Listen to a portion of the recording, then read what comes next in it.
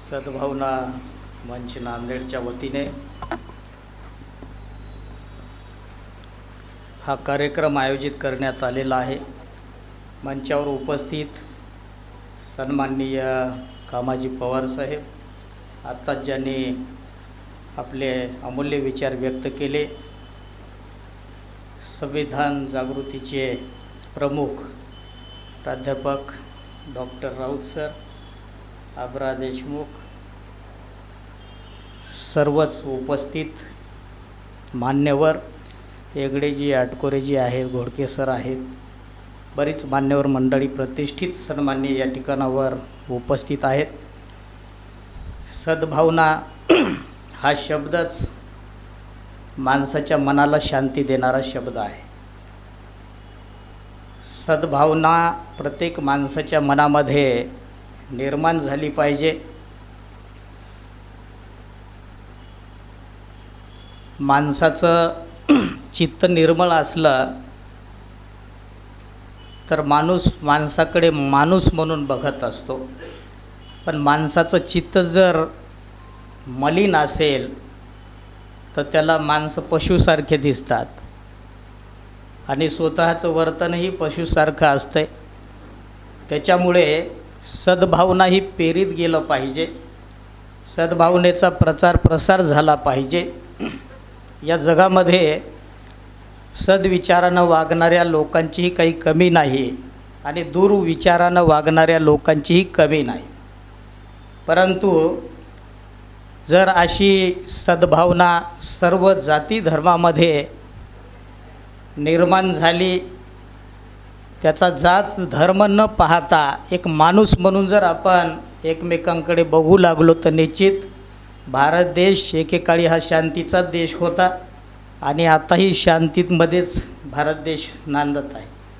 या देशामध्ये विविध जाती धर्माचे लोक राहतात, विविध बोली भाषा बोलणारे लोक राहतात, विविध वेशभूषा धारण करणारी लोक राहतात, वेगवेगळ्या जातीला, धर्माला, पंथाला मानणारी लोक राहतात।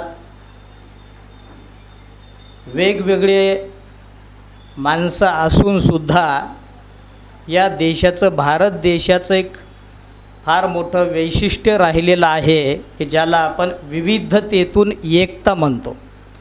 तर ही एकता ही भारत देशामध्येच आपल्याला बघायला मिळते, कारण भारतामध्ये जेवढ्या जाती धर्म पंथ आहेत तेवढे जगात कुठल्याच राष्ट्रामध्ये नाही। भारत हा एकमेव राष्ट्र असा आहे आणि त्यामुळे हे जे बंधुत्वाचा नारा, सद्भावना जागृती हे होणं आवश्यक आहे, कारण दुर्जनावर मात केवळ सद्भावना बाळगणारी लोकच करू शकतात।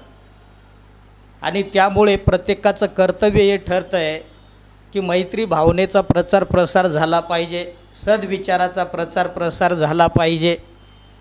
प्रत्येकाला स्वातंत्र्य आहे, खाण्यापिण्याच्या बाबतीत, कपड्यांच्या बाबतीत, घरादारांच्या बाबतीत, फिरण्याच्या बाबतीत असेल, कुठल्याही जाती धर्माला पंथांना मानण्याच्या बाबतीत, प्रार्थना जे काही असेल आपलं त्याचं पालन करण्याचा अधिकार आज वर्तमानात या देशामध्ये म्हणजे ते स्वातंत्र्य सर्वांसाठी अबाधित आहे। समता, कारण सर्व जाती धर्माची माणसं जर अशी एकत्रित येऊ लागली तर निश्चित या देशामध्ये समता म्हणजे कायम नांदत राहील। दुसरी गोष्ट, संविधानामध्येच बंधुत्व म्हणजे बंधुभाव बाळगला पाहिजे। प्रत्येक जर एकमेकांकडे बंधुत्वाच्या भावनेनं जर बघू लागला तर भावासोबत भाऊ सहजासहजी भांडत नाही की माझा भाऊ आहे म्हणतो। प्रत्येकाने जर बंधुत्वाचा भाव जर बाळगला तर या देशाची राष्ट्रीय एकात्मता टिकून राहील। न्यायाचा विषय राहिला, जर सद्भावना माणसाची असेल, जर सगळे लोक एकत्रित येत असतील तर कोणी कुणावर अन्याय करणार नाही। कोणी जर अन्याय करत असेल तर लोक त्याला थांबवतील मनात सद्भावना घेऊन। आणि न्याय म्हणजे गरीब, पीडित, शोषित घटकांना न्याय भेटला पाहिजे, याच्यासाठी म्हणजे सर्व सद्भावना बाळगणाऱ्या लोकांचंही आद्य कर्तव्य ठरते। आणि त्यामुळे म्हणजे आपला स्वतःचा विकास होणार, देशाचा, समाजाचा, सर्वांचाच विकास या सद्भावना विचाराने होणार आहे. आणि म्हणून मैत्रीभाव बाळगला पाहिजे, बंधुभाव बाळगला पाहिजे, एकमेकांचा आदर सन्मान केला पाहिजे, आपल्यातल्या ज्येष्ठांचाही मान सन्मान केला पाहिजे. याच्यामुळे बंधुभाव वाढत जाईल, मैत्रीभाव वाढत जाईल आणि सर्व देशच नाही तर विश्व सुखाने नांदेल. त्याच्यामुळं मैत्रीभाव आवश्यक आहे, चांगल्या विचाराचं देवाणघेवाण आवश्यक आहे. मी या ठिकाणावर सद्भावना मंच सर्वच पदाधिकाऱ्यांना शुभेच्छा या ठिकाणावर देतो की अतिशय चांगला उपक्रम आपण हा राबवत आहात.